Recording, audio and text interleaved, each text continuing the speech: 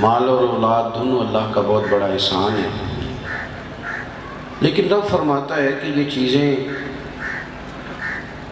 تمہیں دی ہیں، پھر ایک اور بات بھی، ان کے خرچ کرنے کے طریقے، ان سے نبھا کرنے کے طریقے بھی بتائے، بچوں سے پیار کرنے کا حکم دیا، بچوں کی پرورش کرنے کا حکم دیا۔ نبی پاک صلی اللہ تعالیٰ علیہ وسلم نے بچوں کے ساتھ انسان کو دلچسپی رکھنے کی طرف رغبت دلائی۔ مال کے بارے میں کہا کہ تم نے فضول نہیں ضائع کرنا، اس کو اعتدال کے ساتھ خرچ کرنا، اور رزق حلال کی تلاش کو عبادت قرار دیا گیا۔ ساری چیزیں اپنی جگہ موجود ہیں، لیکن ساتھ یہ بھی حکم دیا، آپ غور کریں گے جو میں نے تمہید باندھی ہے اس پر، کہ یہ اللہ کی نعمت بھی ہے، اس پر توجہ جائز طریقے سے دینے کا حکم بھی ہے، لیکن ساتھ یہ بھی فرمایا کہ یا ایھا الذین آمنوا لا تلھکم اموالکم ولا اولادکم عن ذکر اللہ۔ فرمایا ایمان والو، تمہارا مال اور تمہاری اولاد کہیں تمہیں اللہ کے ذکر سے غافل نہ کر دے۔ سوال پیدا ہوتا ہے کہ مالک، دین کا ہی تو حکم ہے کہ بچوں سے پیار کریں۔ ایک شخص نے جب حضور سے سوال پوچھا کہ آپ بچوں سے پیار کرتے ہیں، تو حضور نے فرمایا کرتا ہوں کیونکہ اللہ نے میرے دل میں ان کے لیے رحمت رکھی ہے۔ اب تیرے دل سے نکال دیا تو کیا کیا جائے؟ حکم دیا، لیکن کہا کہ ان کی محبت میں غافل نہیں ہونا اللہ کے ذکر سے۔ حکم ضرور ہے، پیار کرنا ضرور ہے تم نے، پر غافل اللہ کے ذکر سے پھر بھی غافل نہیں ہونا۔ مال کماؤ، رزق اگر تمہارا جائز ہے اس کے لیے نکلو۔ بہترین روزی وہ ہے جو انسان اپنے ہاتھ سے کما کے کھاتا ہے، فرما دیا گیا، لیکن روزی کی تلاش میں رزق حلال کے لیے نکلتے وقت بھی غافل نہیں ہونا۔ اور فرمایا وَمَن يَفْعَلْ ذَلِكَ، جو ایسا کرے گا فَأُولَٰئِكَ هُمُ الْخَاسِرُونَ، یہ لوگ بڑے نقصان میں ہیں، گھاٹا کھائیں گے یہ لوگ۔ آپ یعنی وہ جائز محبتیں جو کرنے کی اجازت ہے، وہ جائز کام جو کرنے کی اجازت ہے، اس میں بھی کہا گیا کہ کرو ضرور، پر غافل ہو کے نہ کرنا۔ ایسا نہ ہو کہ تم کھو جاؤ۔ پیار کرو بچوں کے ساتھ، لیکن بچوں کے پیار میں کھو کے نماز چھوڑنے کی اجازت نہیں۔ بچوں سے پیار کرو، پر بچوں سے پیار کرتے کرتے تمہیں یہ اجازت نہیں کہ اب تم بچے کی شادی آئے تو بینڈ باجا بھی بجاؤ۔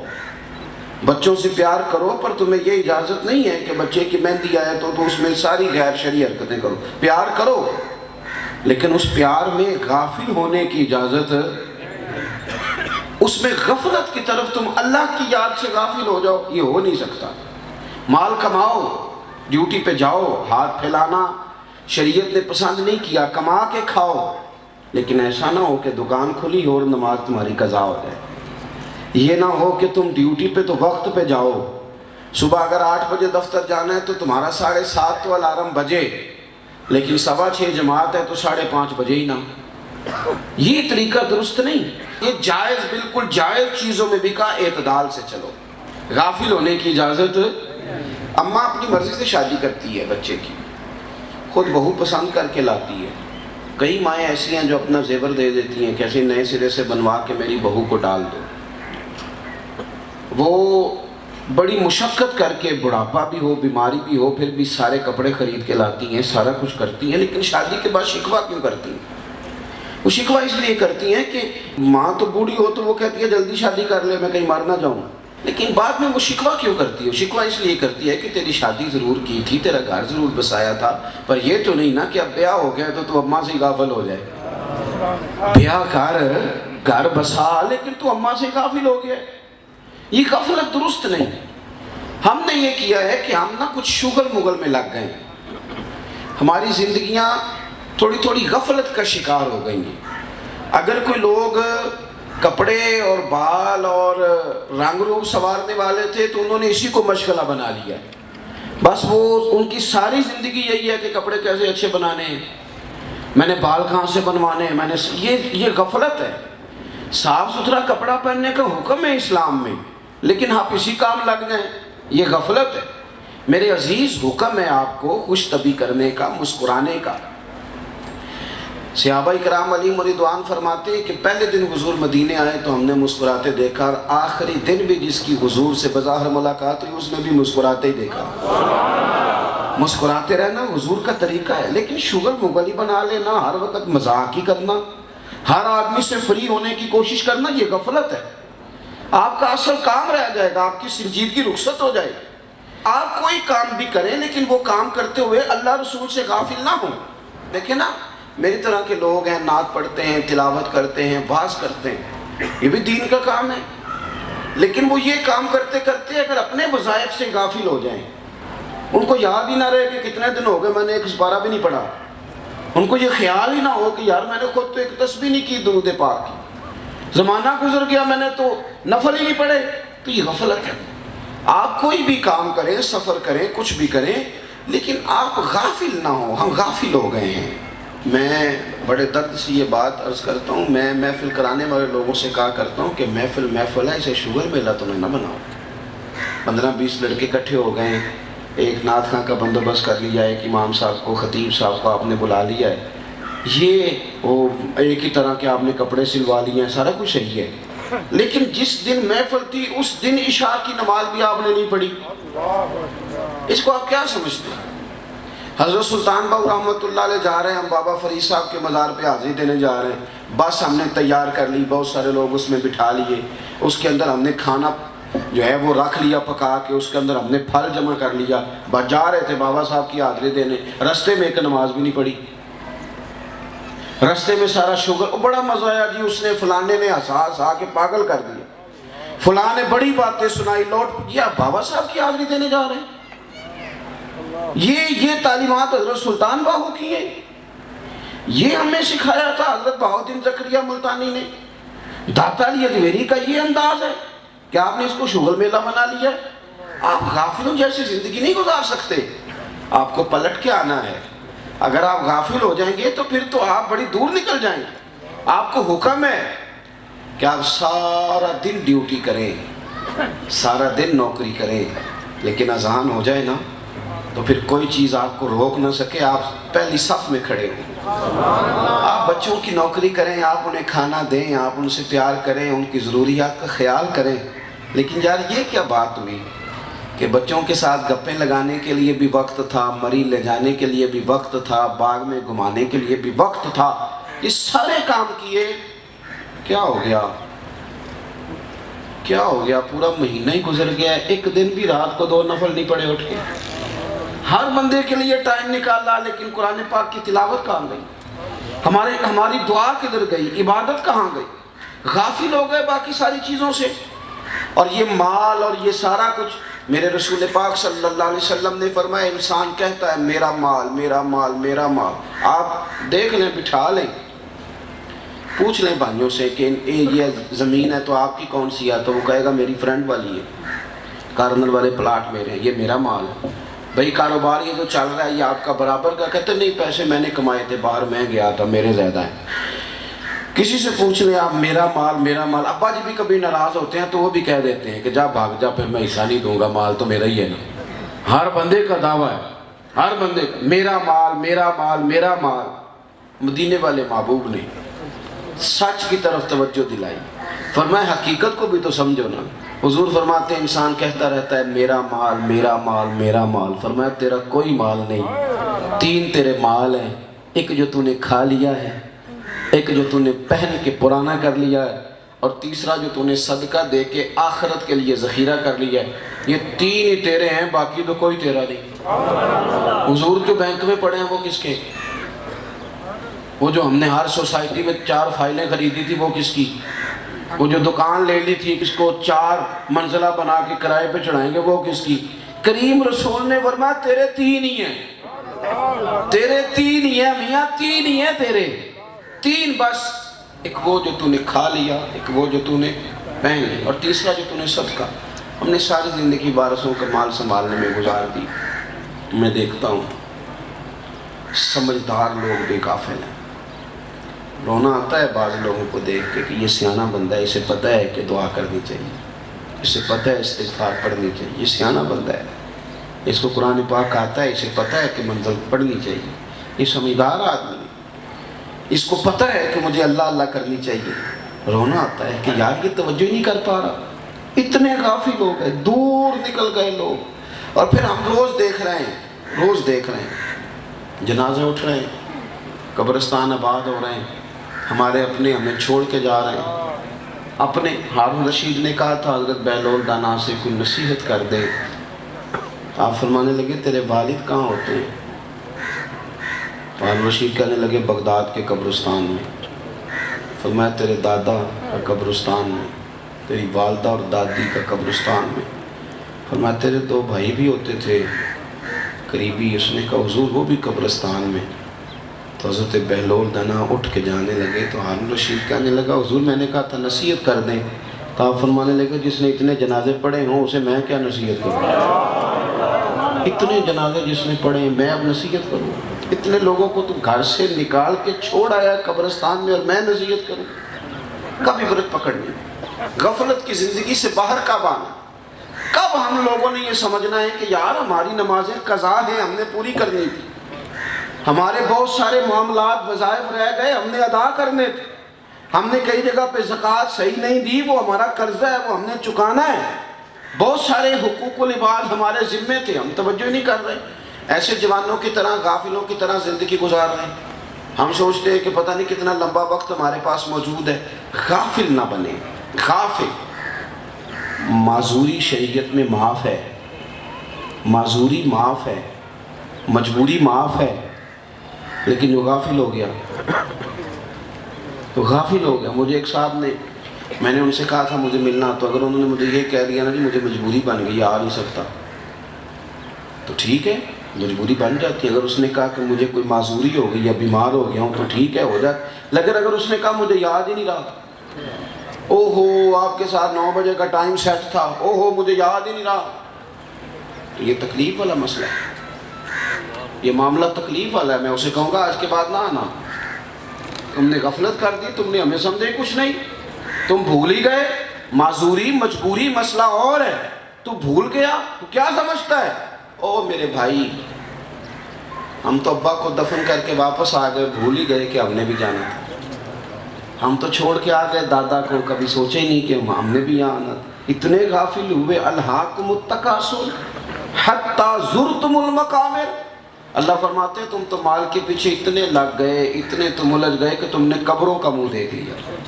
مرتے دم تک لوگ مال کماتے رہے، غفلت میں پڑے رہے، سمجھے ہی نہیں دوسروں سے وہ نا۔ عارف رومی کہتے ہیں کہ چلو تو خود نہیں سیانا ہوتا تو دوسروں سے عبرت پکڑ لے۔ یہ ابھی آپ دیکھیں کتنے کتنے لاکھ لوگ چلے گئے اس بیماری میں۔ آپ کبھی یورپ کی تاریخ اٹھا کے دیکھیں تو پورے پورے خاندان خالی ہو گئے۔ او یارو کوئی بھی نہیں پلٹ کے پوچھتا، لوگ نئی دوستیاں بنا لیتے، نئے نئے یار تلاش لیتے۔ بچوں کو تھوڑی سی مشکل ہوتی ہے لیکن لمبی نہیں ان کو بھی ہوتی، آہستہ آہستہ وہ بھی اپنی ترجیحات طے کر لیتے۔ ہم نے اپنا حساب دینا ہے، ہم نے قبر میں جانا ہے، ہمارے مالک کریم نے ہم سے پوچھنا ہے، ہم نے وہاں اپنے معاملات کا، اپنے عقائد کا، نظریات کا، سوچوں کا، نمازوں کا، مال کا ہم نے حساب دینا ہے، اور وہ ہم نے اکیلے دینا ہے۔ کوئی ہمارے ساتھ ہماری جگہ پہ وہاں کھڑے ہونے کو تیار ہے؟ کوئی جگری یار نہیں، کوئی دوست نہیں، کوئی بھائی نہیں، کوئی نہیں، ہم نے جانا ہے۔ بزرگ فرماتے ہیں کہ دوسروں سے عبرت پکڑ لو۔ یہ کتنے لوگ ہیں، میں ایک شخص کو دیکھ رہا تھا، اٹلی کا غالباً تھا وہ، تو سارا مال رکھ کے بیٹھا ہے، وہ کہہ رہا میرے خاندان میں کوئی بھی نہیں بچا، مال کروڑوں اربوں میں ہے، سب لوگ دنیا سے رخصت ہو گئے۔ کہنے لگا میں کیا باتیں پیسوں کے ساتھ کروں؟ کیا میں رات کو اپنی دکھ ان پیسوں کو سناؤں؟ کہتا تھا لوگوں میں دنیا کا وہ غریب آدمی ہوں جس کے پاس پیسے ہیں اور کوئی شے بھی نہیں، میری غربت دیکھو۔ دوسروں سے نصیحت لے لے۔ آپ پلٹ کے دیکھیں، آپ کے اس شہر میں بادشاہ بھی سو رہے ہیں، حکمران اور وزیر بھی سو رہے ہیں، رو پئیاں دس دیاں قبراں جنہاں تے پھل پئے، ادھروں کوئی نہیں جے آمدہ، ادھروں لکھاں کرے۔ اپنی غفلت کو دور کریں، نیند سے جاگیں۔ بہت سارے لوگ ایسے ہیں جو تھوڑے سے غافل ہو گئے تھے تو شکار ہو گئے وہ آزمائشوں کا، دوسروں سے ہی بندہ نصیحت۔ عارف رومی کہتے ہیں کہ شیر نے کہا گیدڑ سے اور لومڑی سے کہ چلو شکار کرنے چلتے۔ 3 جانور شکار کیے، خرگوش، گائے اور بکری۔ اس نے گیدڑ سے یہ کہا کہ یہ ہم نے 3 شکار کر لی ہیں شیر سے، اب یہ بتاؤ کہ تقسیم کیسے کریں گے، کھائیں گے کیسے؟ تو گیدڑ کہنے لگا بادشاہ بڑی سادی سی بات ہے، یہ خرگوش لومڑی کھائے گی اور میں بکری کھاؤں گا، اور آپ چونکہ بڑے ہیں تو گائے آپ کھائیں گے۔ اس نے ایک پنجہ مارا، گیدڑ کو مار دیا، مر گیا۔ اب اس نے لومڑی سے کہا کہ تو تقسیم کر، یہ کیسے کھانا ہے؟ تو اس نے کہا بادشاہ سلامت، تقسیم کا مسئلہ ہی کوئی نہیں، یہ آپ خرگوش صبح ناشتے میں کھائیں گے اور بکرا آپ دوپہر کے کھانے میں تناول کریں گے، اور گائے رات کو اگر آپ کا شوق ہو۔ تو اس نے کہا لومڑی سے کہ یہ بڑی شاندار تقسیم ہے، کہاں سے سیکھی ہے؟ تو وہ لومڑی کہنے لگی یہ گیدڑ کی موت سے سیکھی ہے، یہ بھی مرا ہے نا وہ، تو میں نے اس سے سیکھ لی۔ کسی سے سیکھ لیں بھائی، کسی سے سیکھ لیں۔ کتنے لوگ تھے، کیا بنا پھر؟ آپ یقین کریں زوال آیا تو جو نعرے لگانے والے تھے وہ مخالفت کرنے لگ گئے۔ چڑھے ہوئے سورج کی طرف کوئی آنکھ کھول کے تو دیکھے بھلا یہ دیکھنے دیتا ہے، لیکن جب عصر کے بعد زوال کا وقت ہوتا ہے تو لوگ چھتوں پہ چڑھ چڑھ کے گھورتے ہیں، لوگ دیکھتے ہیں۔ وقت زوال ہے نا، اب آنکھیں چندیاتی نہیں، اب سب دیکھتے ہیں۔ وقت بدلنے والا، حالات تبدیل ہونے والے ہیں۔ جو جوان ہیں وہ بوڑھے ہو جائیں گے، بوڑھے ہیں وہ کمزور ہو جائیں گے، جو آج کے بادشاہ ہیں وہ ان کی حکومتیں بدل دی جائیں گی۔ بڑے بڑے لوگ دنیا میں آئے، پھر وہ رخصت ہو گئے۔ امام شافعی رحمۃ اللہ تعالیٰ علیہ ارشاد فرماتے ہیں کہ میں ایک بڑے حسین و جمیل وادی کے اندر داخل ہوا، بڑی خوبصورت 4 دیواری تھی، اور جب میں اندر داخل ہوا تو میرے پیروں سے کچھ چیز ٹکرائی، تو آپ فرماتے ہیں اتنا حسین جگہ، اتنی خوبصورت 4 دیواری، اتنے اچھے اس کے کونوں میں درخت لگے ہوئے، اور جب میں نے وہ کریدی تو نیچے سے ایک آدمی کی کھوپڑی نکل آئی، خالی کھوپڑی۔ تو فرماتے میں نے اس شہر کے لوگوں سے کہا یہ کیا ہے؟ انہوں نے کہا یہ بادشاہوں کا قبرستان ہے، 4 دیواریاں تو حسین ہیں اور درخت تو انہوں نے سجا لیے ہیں، پر رہ تو کھوپڑیاں گئی ہیں نا خالی، باقی اندر تو کچھ نہیں بچا سکے۔ اپنے آپ کو اس غفلت سے باہر نکالیں۔ یہاں کچھ لوگ شغل میں لگے ہوئے ہیں، صبح سے شام تک مذاق ہے، کچھ موبائل پہ لگے ہوئے، وہ سمجھتے ہیں کہ زندگی وہی ہے جو موبائل کے اندر ہے، باہر شے کوئی نہیں۔ کچھ لوگ ایسے ہیں جو تعلقات بنانے کو لگے ہوئے ہیں، میرا فلانے سے بھی تعلق ہے، میرا فلانے سے بھی تعلق ہے، میں اس سے بھی اس کو بھی روٹی کھلانا چاہتا ہوں، وہ اس کام لگے ہوئے ہیں۔ کچھ ایسے ہیں جو زمینیں جائیدادیں بنانے لگے ہوئے ہیں، تو وہ پیسے آ جائیں تو زندگی سکھی ہے، نہ ہیں تو وہ تکلیف میں۔ ہم نے طرح طرح کی غفلتیں اپنی طبیعت پہ اوڑھ لی ہیں۔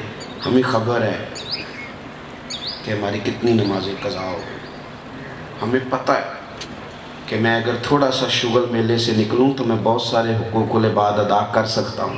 ہمیں پتہ ہے کہ یہ وقت جو میں نے گپ میں لگا دیا اس میں میں پورا سپارہ تلاوت کر سکتا ہوں، ہمیں خبر ہے، لیکن اپنی اس غفلت کو توڑنے کو تیار نہیں ہوتے، باہر نہیں نکلتے۔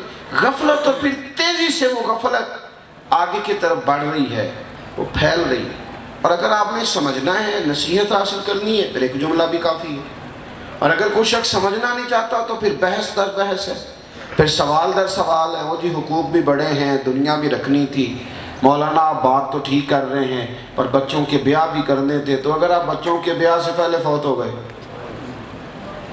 اگر آپ دنیا داری ایک ہفتہ بھی نہ نبھا سکے چلے گئے، تو ہر کام کے اندر اگر ہم غافل رہیں گے، ہر کام میں، تو درویش کہتے جو دم غافل سو دم کافر، سانو مرشد اے ہو پڑھایا۔ غفلت نہیں اپنی زندگی میں۔ اور حضرت جنید بغدادی رحمۃ اللہ علیہ فرمایا کرتے تھے مجھے جوان بزرگوں کی ضرورت ہے۔ کن بزرگوں کی ضرورت ہے؟ جوان بزرگوں کی۔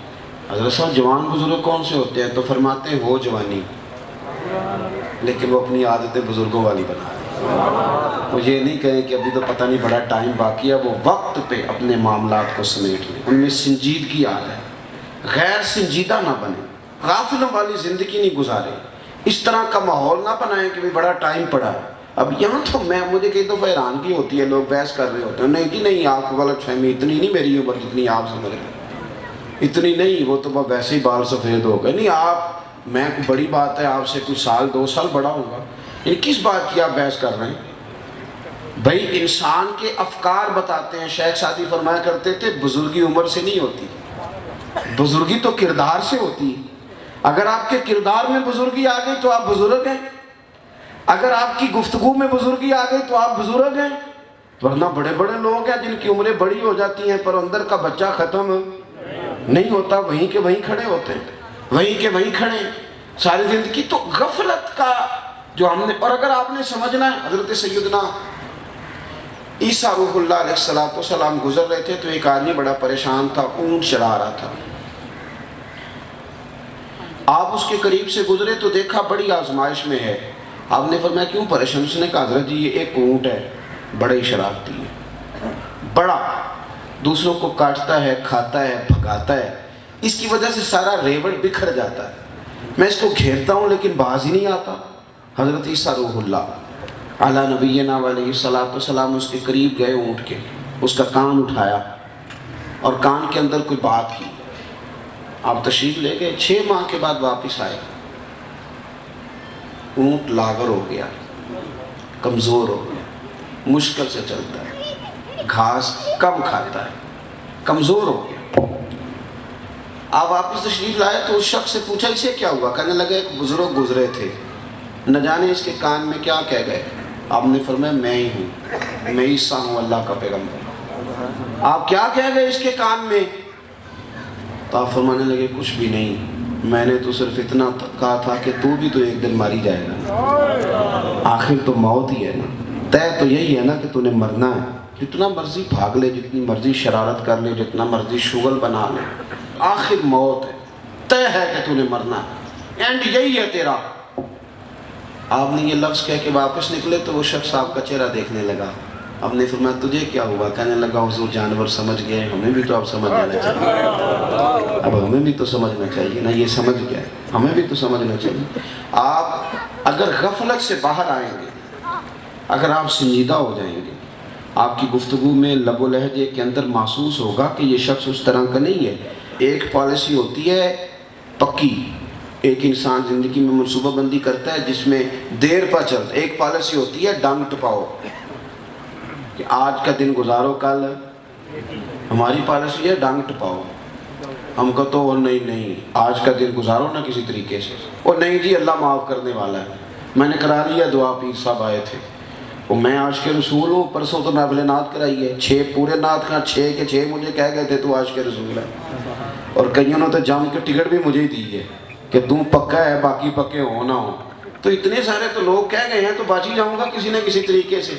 تو یاد رکھنا رسول کائنات صلی اللہ تعالیٰ علیہ وسلم کی پیاری زوجہ سیدہ طیبہ طاہرہ ام المومنین سیدنا عائشہ صدیقہ محدثہ ہے، محدثہ فرمایا کرتی سی دعا کرو اللہ حساب نہ پوچھے، دعا کرو مالک حساب نہ پوچھے، اماں جی دعا کراتی، دعا کرو وہ حساب نہ پوچھے، نے حساب پوچھ لیا تو مشکل ہو جائے گی، دعا کرو وہ۔ حضور کے صحابی بیٹھے تو نبی پاک صلی اللہ علیہ وسلم نے فرمایا کہ کچھ لوگ 70,000 ایسے ہوں گے قیامت کے دن جنہیں اللہ تعالیٰ بغیر حساب کے جنت دے دے گا، 70,000 لوگ۔ حضرت کاشف رضی اللہ تعالیٰ عنہ فوراً اٹھ کے کھڑے ہو گئے، صحابی ہے نا، ہر صحابی جنتی، اور نبی پاک صلی اللہ تعالیٰ علیہ وسلم نے فرمایا یہ نرے مومن نہیں، الصحابی کالنجوم، یہ تو ہدایت کے منارے بھی ہیں، ان کے تو پیچھے چلنے والے کو بھی ہدایت ملتی ہے، اتنے تگڑے لوگ۔ حضور نے فرمایا 70,000 لوگوں کو اللہ بغیر حساب کتاب جنت دے گا، تو حضرت عائشہ اٹھ کے کھڑے ہو گئے، سونیا میرے لیے بھی دعا کر دے، اللہ مجھے جنت دے دے، میرے لیے بھی دعا کرے اللہ مجھے ان میں شامل کرے جن کا حساب نہیں ہوگا۔ تو حضور نے فرمایا جا تیرے ساتھ وعدہ کر لیا، اللہ تبارک و تعالیٰ تجھے ان میں شامل کرے گا، اللہ تجھے ان میں شامل کرے گا۔ تو ایک صحابی اٹھے، یا رسول اللہ میرے لیے بھی دعا کرے، فرمایا کر دیتا ہوں پر عائشہ تجھ پہ سبقت لے گیا ہے، وہ آگے نکل گیا۔ طلب یہ ہے کہ کامیابی ہو جائے، کامیابی لا یستوی اصحاب النار و اصحاب الجنہ، جنتی اور جہنمی برابر نہیں ہوتے بھائی، اصحاب الجنتی ہم الفائزون، کامیاب وہی ہے جسے صبح قیامت جس کے لیے رب رحمت کے ساتھ جنت کا فیصلہ کر دے گا۔ اپنے معاملات کو روز اپنے، حضرت عمر فرمایا کرتے تھے اس سے پہلے کہ تمہارا حساب کیا جائے اپنا حساب کر لو، اس سے پہلے کہ تمہارا حساب۔ مولا علی شیر خدا رضی اللہ تعالیٰ عنہ سے کسی نے کہا حضور جائز پیسے ہی کما لیں، تو آپ فرمانے لگے میاں پیسے جائز ہوں، پیسہ حلال ہو تو حساب ہوتا ہے، اور حرام ہو تو عذاب ہوتا ہے، حلال ہو تو حساب ہے، حرام ہو تو عذاب ہے۔ تو فرمانے لگے نہ ہم عذاب کے لیے ہیں اللہ معاف کرے، اور نہ ہی ہم حساب دینا چاہتے ہیں، دونوں کام ہی نہیں کرتے، لہذا پیسہ ہی نہیں جمع کرتے، اس چکر میں ہی نہیں پڑتے، یہ کھاتا ہی نہیں ہمارا۔ اپنے غفلت سے باہر آئیں۔ میں نے شروع میں جو بات کی کہ ہم نے نا شغل میلہ بنا لیا بہت ساری چیزوں سے، اس سے نکلیں، اور بہت سارے لوگ تیزی سے غافل ہوئے۔ بعض لوگ اس طرح کے وہ بڑے سنجیدہ ہیں، اب ان کی عمر دعائیں کرنے کی تھی، اب ان کی عمر لوگوں کو دعا دینے کی، ابھی تک غیر سنجیدہ ہیں، ابھی تک وہ زندگی لاؤبالی گزار رہے ہیں، ابھی تک بس وہ ہنس کھیل کے اور گھوم پھر کے اپنے وقت کو برباد کر رہے ہیں۔ خدا را یہ قیمتی چیزیں، ان کو آپ سمجھیں۔ جو لوگ غافل ہو کے دنیا سے جاتے ہیں ان کے لیے ماحول بڑا سخت ہے۔ حضرت سیدنا انس بن مالک رضی اللہ تعالیٰ عنہ فرماتے ہیں میں مسجد نبوی شریف سے باہر نکلا، ایک صحابی اپنا مکان تعمیر کر رہے تھے، اور دیواریں جو تھیں ان کی وہ چھت کے قریب پہنچ گئی تھیں۔ میں ان کے قریب سے گزرا تو انہوں نے سلام لی، وہ عصر کی نماز پڑھ کے جلدی آ گئے اور میں وہاں بیٹھ گیا۔ سلام لی تو مجھ سے فرمانے لگے کوئی نئی آیت تو نہیں نازل ہوئی؟ میں نے کہا ہاں ہوئی ہے نا۔ تو فرمانے لگے کون سی؟ میں نے کہا اللہ فرماتا ہے اقترب للناس حسابهم وهم فی غفلۃ معرضون، لوگوں کے حساب کا وقت قریب آ گیا، ابھی بھی غافل ہو کے پھر رہے، اب ٹائم حساب دینے کا آ گیا، اب بال کالے سفید ہو گئے، اب جوانی بڑھاپے میں بدل گئی، اب وقت حساب دینے کا آ گیا، لیکن ابھی بھی غافل ہو کے پھر رہے ہیں ابھی تک۔ کہتے ہیں یہ آیت میں نے انہیں سنائی اور میں آگے گزر گیا، پیچھے سے کسی چیز کے گرنے کی آواز آئی، میں نے پلٹ کے دیکھا تو انہوں نے چھلانگ لگا دی تھی زمین۔ میں نے کہا کیا ہوا؟ کہنے لگے مسجد جا رہا ہوں۔ میں نے کہا مکان نہیں بنانا؟ فرمانے لگے ابھی تو تم نے آیت پڑھی ہے کہ حساب کا وقت قریب آ گیا، وقت حساب کا آ گیا اور میں ابھی مکان کے چکر میں پڑا رہا ہوں۔ ابھی امام غزالی نے روایت لکھی ہے، فرمایا قرب قیامت میں لوگ کچھ چیزوں سے پیار کریں گے اور کچھ کو بھول جائیں گے۔ حضور کون سی؟ فرمایا لوگ مکانوں سے پیار کریں گے قبروں کو بھول ہی جائیں گے، لوگ مال سے پیار کریں گے حساب کو بھول ہی جائیں گے، زندگی سے پیار کریں گے موت کو بھول ہی جائیں گے۔ لوگ بہت ساری چیزوں کو بھول گئے، توجہ ہی نہیں، بس ٹھیک ہے ساری دنیا لگی ہوئی ہے ادھر ہی لگے ہوئے ہیں۔ خدا اپنے اندر سنجیدگی لائیں، صبح وقت پر اٹھیں، وقت پہ۔ بڑا غافل آدمی ہے جو فجر میں سویا رہتا ہے وقت پہ۔ ہم نے اپنی ترتیب الٹ کر لی ہے، سنت یہ تھا کہ رات کو جلدی سویا جائے، اور تہجد کی نماز سے حضور کو اتنا پیار ہے کہ فرماتے ہیں میرا دل کرتا ہے امت پہ فرض قرار دے دوں، امت پہ فرض قرار دے دوں۔ لیکن یہاں تو عشق کی لوگوں کا رات کو 11 بجے کے بعد بیدار ہوتا ہے، وہ جو دتھیوں والے ہوتے ہیں نا نعت خواں کے ارد گرد، ان کا عشق رات کو 11-12 بجے کے بعد بیدار ہوتا ہے، اور جیسے جیسے تہجد کا ٹائم آتا جاتا ہے ویسے ویسے عشق سمٹتا جاتا ہے سارا، اور نیڑے ہو جاتا ہے وہ فجر کے ہونے تک۔ یہ کیا طریقہ ہو؟ کیا وہ چیز ہمیں محبوب نہیں جس کو نبی پاک نے فرمایا میرا دل کرتا ہے میں فرض قرار دے دوں؟ تو کبھی کبھی وہ والی محفل بھی سجائیں جس میں کہا جائے گا کہ پہلے 8 رکعتیں تہجد کی پڑھی جائیں گی، یہ بھی تو حضور کی چاہت ہے۔ تو عزیز بھائی اپنی زندگی کو غفلت والی نہ بنائیں۔ بڑا ہو گیا شغل میلہ، بڑی ہو گئی سیر سپاٹے، بڑی دنیا گھوم لی، ادھر بھی چلے گئے پیسے لگائے، ادھر بھی چلے گئے پیسے لگائے، بڑے ہو گئے فیشن، نئے سے نئے کپڑے اور نئے سے نئے ڈیزائن۔ سنجیدہ کب ہونا ہے؟ واپس کب آنا ہے؟ سمجھدار کس دن ہونا ہے؟ میں کئی دفعہ پہلے بھی کہہ چکا ہوں، میرے صوبے میں نا پنجاب میں سیانے ہونے کی عمر ہی کوئی نہیں، چھوٹی عمر میں کہتے ہیں بال انہوں پتہ نہیں ہے جی، جوان ہو جائے تو کہتے ہیں خون گرم ہے، انہوں کیویں سمجھائیے تھے، وڈیرا ہو جائے تو کہنے انہوں پتہ ہی نہیں لگتا۔ सियाने होने की तो उम्र ही कोई नहीं यहाँ। समझदार कब होना है?